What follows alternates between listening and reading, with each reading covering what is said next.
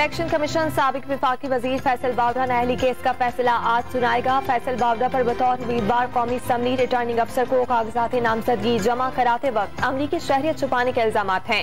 Election commission के बार बार पूछने पर भी फैसल बावड़ा ने अमरीकी शहरियत छोड़ने की तारीख नहीं बताई थी।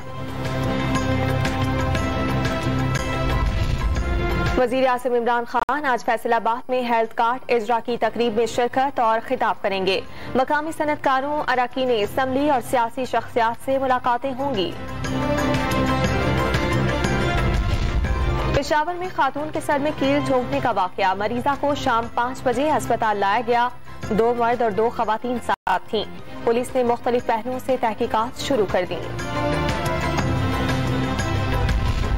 मुल्क में कोरोना के कारी बार 24 घंटे के दौरान 4,253 नए मरीज रिपोर्ट।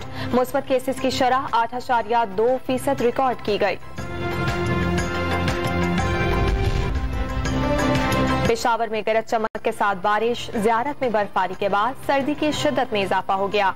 चित्राल, स्वात और कोहिस्तान में हल्की बारिश और पहाड़ों पर बर्फबारी का इम्कान। और अबुज़हबी की इमारत में गैस सिलेंडर धमाके के बाइस आग लग गई। फायर ब्रिगेड ने फौरी काबू पा लिया।